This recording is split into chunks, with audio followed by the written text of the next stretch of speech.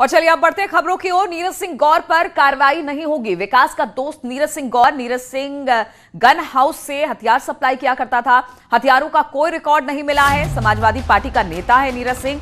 अब ये कहा जा रहा है कि नीरज सिंह गौर पर कार्रवाई नहीं होगी क्योंकि किसी तरह का कोई सबूत नहीं मिला है। विकास का दोस्त नीरज सिंह गौर है। नीरज गन हाउस से हथियार सप्लाई करता था, इस तरह के आरोप उस पर लगे थे, लेकिन अब कहा यह जा रहा है कि हथियारों का कोई रिकॉर्ड नहीं मिला है और नीरज गौर समाजवादी पार्टी का नेता है। अब इसको लेकर किसी तरह का कोई रिकॉर्ड ना मिलने की वजह से इस पर किसी तरह की कोई कार्रवाई नहीं होगी।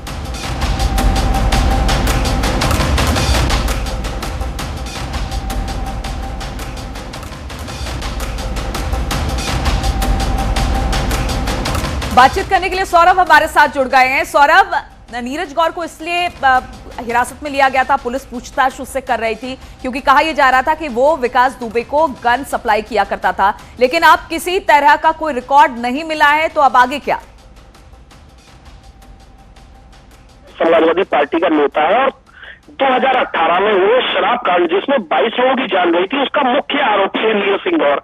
इसके साथ ही साथ नीरज सिंह गौर की जो तस्वीर एक्सक्लूसिव न्यूज 18 पर है, ये वो तस्वीर है जो 15 दिन पहले गुड्डन त्रिवेदी और नीरज सिंह गौर और विकास दुबे उसकी दुकान के उद्घाटन में थे। आप देख सकते हैं तो इसमें एक आरोपी जो है गुड्डन त्रिवेदी, इसको मुंबई से एटीएस ने गिरफ्तार किया था। ये विकास दुबे से काफी दूरी पर खड़ा है और नीरज सिंह गौर और विकास दुबे कितने करीबी है ये तस्वीर में भी दिखाई दे रहा है। दोनों एक दूसरे के साथ खड़े हैं। इसके साथ ही साथ जो शुरुआती जांच में आया था कि नीरज सिंह गौर ने इसको सरों लेने के लिए कई जगह छुपाया था विकास दुबे को, तो गांव में विकास दुबे छुपे थे। इसके साथ अचानक से वो सारे फैक्ट्स को मैनिपुलेट किया जाता है।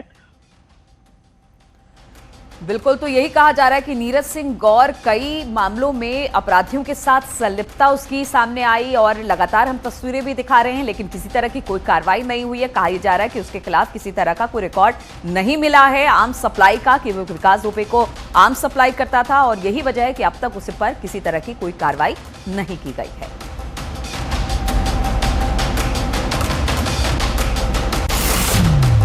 और कानपुर से एक और बड़ी खबर हम आपको बता दें कि अब अपराधियों के फैमिली प्रोग्राम में पुलिसकर्मी शामिल हुए तो उन पर कार्रवाई होगी। और ये कार्रवाई क्यों होगी? क्योंकि आईजी मोहित अग्रवाल ने एक आदेश जारी किया है। उनका कहना है कि पुलिसकर्मियों को एक हिदायत दी गई है, एक आदेश जारी किया गया है, अपराधी के कार्यक्रम में वो शिरकत ना करें। विकास दुबे कांड के बाद पुलिस विभाग में आंतरिक सुधार की दिशा में इसे एक बड़ा कदम माना जा रहा है।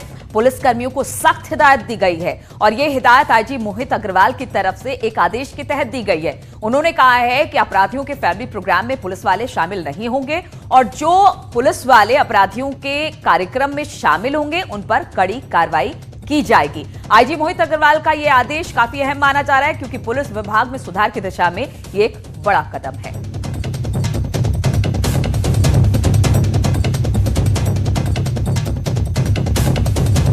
तो आईजी मोहित अग्रवाल की तरफ से एक आदेश पारित किया गया है क्योंकि विकास दुबे मामले में हमने देखा था कई पुलिस वाले विकास दुबे के निजी कार्यक्रम में शामिल हुए थे और अब आईजी मोहित अग्रवाल ने एक आदेश जारी किया है कि कोई भी पुलिस वाला अपराधियों के किसी भी कार्यक्रम में शामिल नहीं होगा और अगर शामिल होता है तो उसके खिलाफ सख्त से सख्त कार्रवाई की जाएगी।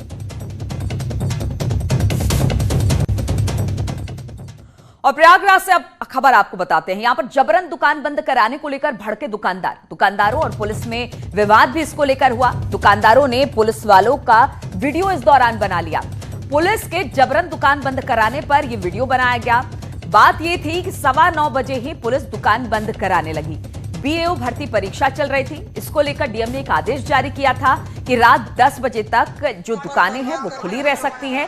इसके बावजूद भी वहां पर पुलिस वाले 9:15 बजे ही पहुंचे और पुलिस वालों ने दुकान बंद कराना शुरू किया। ये पूरा मामला प्रयागराज के अतरसुइया इलाके का है जिस पर व्यापारी भड़क गए और वीडियो भी बनाई है, जो तस्वीरें हम आपको दिखा रहे हैं।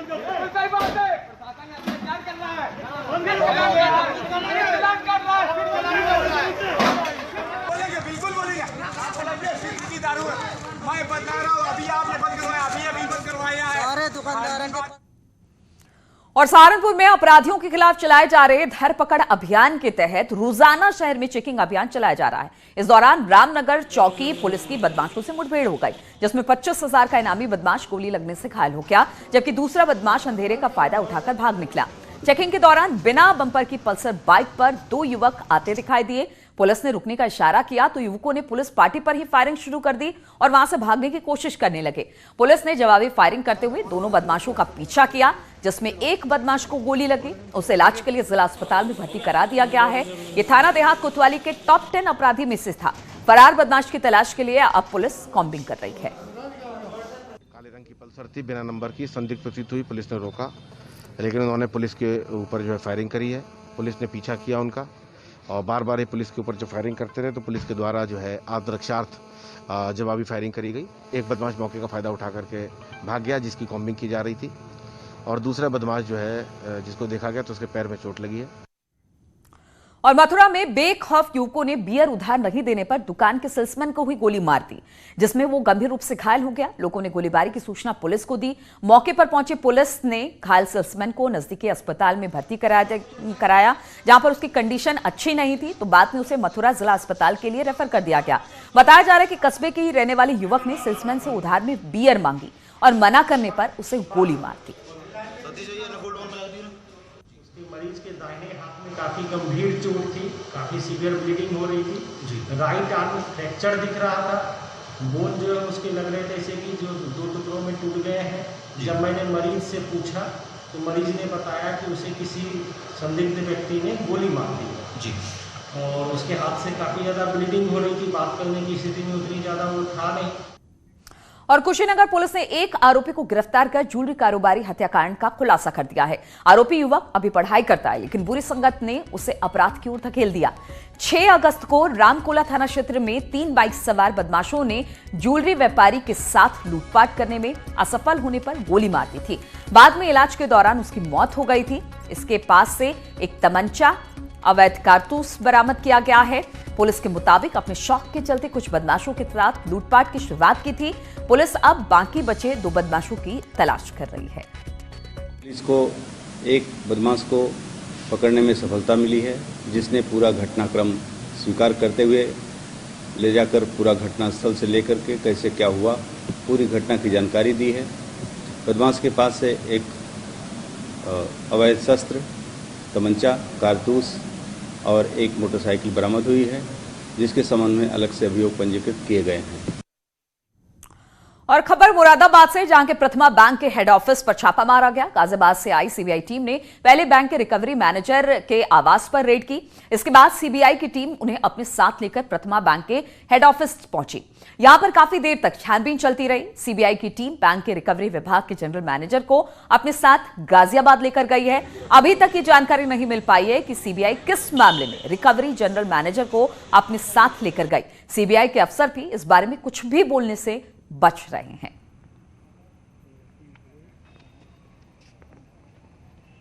ये 3 गाड़ी देखी मैंने। तो क्या बताया उन्होंने? उन्होंने हमें कुछ नहीं बताया। साहब बैठे थे अंदर, जीएम साहब। मैं उनके पास पहुंचा तो उन्होंने बोला कि गेट खोलो। फिर और ड्राइवर बोला कि मैं बोला कौन है, तो बोला साहब आप खोलिए, सीबीआई जांच के लिए आइए। और मैनपुर में एक युवक की हत्या कर दी गई। आशंका है कि रुपयों के लेन देन के विवाद के में उसकी हत्या की गई है। परिजनों के मुताबिक युवक ने रेलवे में नौकरी लगवाने के लिए एक दलाल को 6 लाख रुपए दिए थे। नौकरी नहीं लगने के बाद वो पिछले 1 साल से अपने रुपए वापस मांग रहा था। परिजन हत्या की आशंका व्यक्त कर रहे हैं। पोस्टमार्टम में भी सिर के पिछले हिस्से में गहरी चोट की बात सामने आई है, जिसके बाद पुलिस भी इसे हत्या मानकर जांच में जुट गई है। गांव में ये इनकी साइकिल मिली और फिर थोड़ा घर पे शंका हुई कि ये कहाँ चले गए। फ़ोन ऑन किया, फ़ोन स्विच ऑफ गया। फिर इनको ढूंढा गया, ये नहीं मिले। 14 को पूरी रात ढूंढा गया, 15 को पूरे दिन ढूंढा गया। फिर 15 को ये शाम को एक खेत में, मक्का के खेत में मिले। और इनकी डेड बॉडी को देख के ऐसा लग रहा था कि काफ़ी मारपीट हुई है उनके साथ। और कानपुर के गोविंद नगर स्थित रिजेंसी हॉस्पिटल में खुलेआम गुंडई की तस्वीर सामने आई है। यहां पर तस्वीरों में हॉस्पिटल के सुरक्षाकर्मी तीमारदार को पीटते दिखाई दे रहे हैं। इससे तस्वीरें वायरल हो गई। तीमारदारों को पिटता देख स्थानीय लोगों ने बचाव किया, तब जाकर मामले को शांत कराया जा सका। आरोप लग रहा है कि इस अस्पताल के कर्मचारी आए दिन तीमारदारों के साथ मारपीट करते हैं, बदतमीजी करते हैं।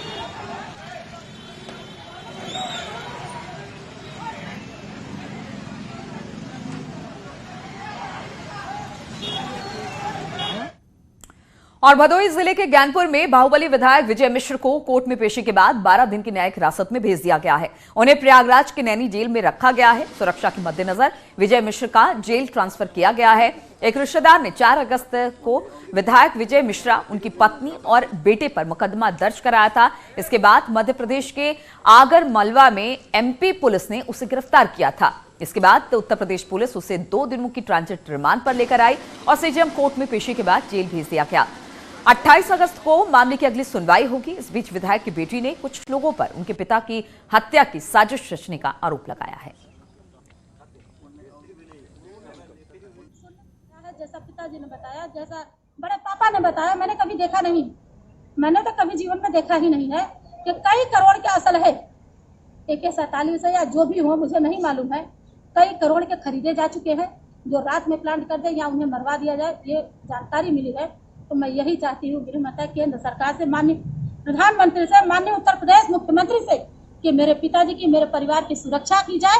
क्योंकि नैनी जेल इसलिए शिफ्ट किया गया कि यहाँ के जेलर ने रिपोर्ट दिया था कि सर इनको यहाँ रखना सुरक्षित नहीं है, तो इस वजह से फिर डीएम साहब ने उसके लिए एक आदेश कर दिया कि इनको नैनी जेल शिफ्ट कर दिया जाए।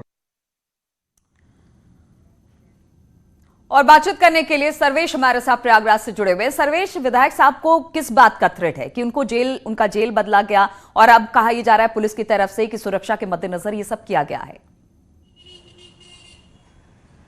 देखिए दिलीप मिश्रा, अगर विजय मिश्रा की अगर हम बात करें तो विजय मिश्रा की जो गिनती है वो पूर्वांचल के बाहुबली नेताओं में होती है। वो 3 बार सपा के टिकट पर विधायक रहे हैं और इस बार सपा छोड़ने के बाद वो निषाद पार्टी से विधायक हैं। उनके दबदबा का अंदाजा इस बात से लगाया जा सकता है कि उनकी पत्नी भी मिर्जापुर से MLC हैं, रामलली मिश्रा। तो इस तरह से ये कह सकते हैं कि उस इलाके में जो भी काम होता है उसमें सभी में लगभग दखल उनका होता है, चाहे वो ठेके हो, टेंडर हो, चाहे खनन के मामले हो, विजय मिश्रा पूरा दखल रखते हैं।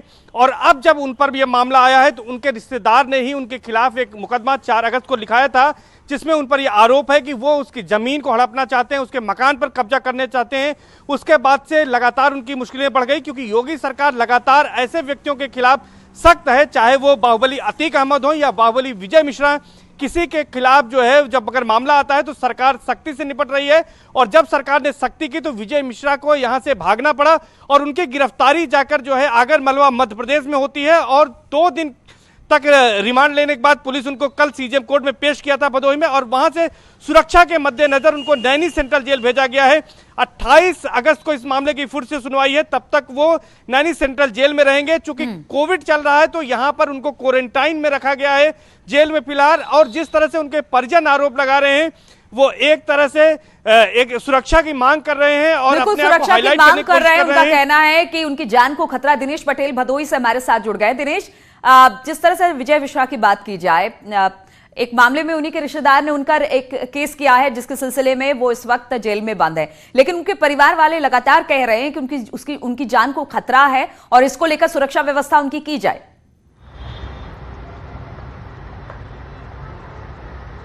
देखिए, जब विधायक वहां आगर में गिरफ्तार हुए थे तो वहां भी उन्होंने अपनी जान को खतरा बताया था और यहां पर उनकी बेटी ने भी उनके पिता को जान का खतरा बताया है। कड़ी सुरक्षा के बीच उनको यहां लाया गया था और सुरक्षा के ही मद्देनजर जो पुलिस अधीक्षक हैं यहाँ के और जिलाधिकारी, उन्होंने कहा कि सुरक्षा के ही मद्देनजर उनको नैनी जेल में शिफ्ट किया गया है। और जिस तरह से उनके परिवार के, विधायक के जो परिवार के लोग हैं वो कुछ राजनीतिक लोगों पर और उनके परिवार के कुछ लोगों पर आरोप लगा रहे हैं कि साजिश की जा रही है विधायक के खिलाफ और विधायक की जान को खतरा है। आपको बता दें, अब इस मामले में कोर्ट ने उनको 12 दिन की न्यायिक हिरासत में भेज दिया है। वहीं अब जो उनके परिजन हैं और उनके जो वकील हैं वह प्रयास करेंगे कि विधायक को जमानत मिल सके। इसके लिए हो सकता है कि आज जो है जिला जज के समक्ष जो है यह प्रार्थना पत्र जमानत का दिया भी जा सकता है। जी, इसके अलावा अगर विजय मिश्रा की बात की जाए तो कहते हैं कि बाहुबली विधायक हैं और कई सारे ऐसे मामले, जिस तरह से सर्वेश ने भी बताया, जो उन पर लगते हैं, वो खरीद फरोख्त का मामला हो, जमीन का मामला हो, तमाम तरह की बात हो। आप हालांकि अब सुरक्षा व्यवस्था की गुहार लगा रहे हैं, लेकिन अभी फिलहाल जेल में हैं और पेशी के दौरान अब वो आगे की उनकी पेशी होगी, उसके बाद देखना होगा कि उनका क्या होता है। बहुत बहुत शुक्रिया आप दोनों का हमारे साथ जुड़ने के लिए। और चंपत राय आज दिल्ली में होंगे और दिल्ली के लिए रवाना होंगे। दिग्गज नेताओं को भूमि पूजन का प्रसाद भेंट करने वाले हैं। प्रधानमंत्री मोदी, राष्ट्रपति आडवाणी जी को ये प्रसाद भेंट करेंगे चंपत राय। 20 अगस्त को होगी राम जन्मभूमि ट्रस्ट की बैठक और उससे पहले आज चंपत राय रवाना हो रहे हैं, दिल्ली पहुंचेंगे और यहां पर जो राम जन्मभूमि शिलान्यास का प्रसाद है उसे तमाम नेताओं में बांटने वाले हैं। कहा यह जा रहा है कि प्रधानमंत्री हो, राष्ट्रपति हो, आडवाणी जी हो, सबको ये प्रसाद भेंट करेंगे चंपत राय।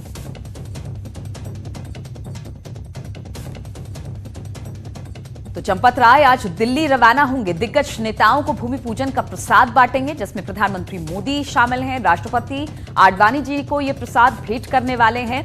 20 अगस्त को राम जन्मभूमि ट्रस्ट की एक बैठक है जो कि काफी अहम मानी जा रही है, उसको लेकर भी चंपत राय यहां पर पहुंच रहे हैं। साथ ही साथ भूमि पूजन का जो प्रसाद था वो भी तमाम नेताओं को वो देने वाले हैं, जिसमें प्रधानमंत्री, राष्ट्रपति आडवाणी जी, तमाम ऐसे वरिष्ठ नेता हैं जो शामिल होंगे इस प्रसाद को पाने के लिए।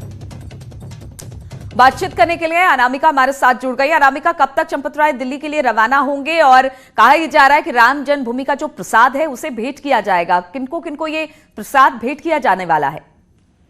देखिए, चंपत राय जो कि ट्रस्ट के महासचिव हैं वो आज लखनऊ पहुंच गए हैं और बताया जा रहा है कि 11 बजे के बाद उनकी फ्लाइट है जो दिल्ली के लिए वो रवाना होंगे। उनके साथ डॉक्टर अनिल मिश्रा जो कि ट्रस्ट के सदस्य भी हैं वो भी साथ में मौजूद होंगे। इसके अलावा निपिंद मिश्रा जो पहले से दिल्ली में मौजूद हैं, साथ ही साथ नित्य गोपाल दास जो कि ट्रस्ट के अध्यक्ष हैं और दिल्ली में ही एडमिट हैं।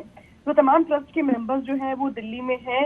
हालांकि नित्य गोपाल दास इस मीटिंग में शामिल नहीं होंगे क्योंकि वो कोरोना पॉजिटिव है, उनकी कंडीशन थोड़ी खराब है। लिहाजा ये जो बाकी लोग हैं वो ट्रस्ट की जो अगली बैठक है 20 अगस्त को, उसमें शामिल होंगे। और ट्रस्ट की इस अगली महत्वपूर्ण बैठक में जो नक्शा तैयार किया गया है, इसके पहले जो आवेदन करना है उसको लेकर के सहमति बनेगी। साथ ही साथ जो प्रसाद जिसका जिक्र कर रहे थे हम कि राम जन्मभूमि का जो प्रसाद है भूमि पूजन का, वो जो भी गणमान्य लोग उस कार्यक्रम में शामिल नहीं हो पाए थे, फिर चाहे वो लालकृष्ण आडवाणी हो, मुरली मनोहर जोशी हो, इसके अलावा पीएमओ के कुछ अधिकारी भी हैं जिनको प्रसाद सौंपना है। राजनाथ सिंह, नितिन गडकरी से लेकर के राष्ट्रपति तक का समय लिया गया है ताकि जो ट्रस्ट की तरफ से पैकेट तैयार किया गया है प्रसाद के तौर पे, जिसमें राम जन्मभूमि का अंगोछा है, लड्डू है, इसके अलावा टिफिन बॉक्स है, एक पत्र भी तैयार किया गया है। ये सब कुछ एक संपूर्ण पैकेट जो होगा वो प्रसाद के तौर पे गणमान्य लोगों को भेंट किया जाएगा, जिसके लिए चंपत राय और अनिल मिश्रा यहाँ से पहुंच चुके हैं और अगले 21 अगस्त तक वो दिल्ली में ही रहेंगे। बिल्कुल, बहुत बहुत शुक्रिया आपका अनामिका। तो 2 मायनों में चंपत राय का दिल्ली दौरा बेहद अहम माना जा रहा है। एक तो 20 तारीख को अहम बैठक है राम जन्मभूमि को लेकर, और दूसरा ये कि जो प्रसाद था शिलान्यास का उसे तमाम गणमान्य व्यक्ति को चंपत राय सौंपने वाले हैं।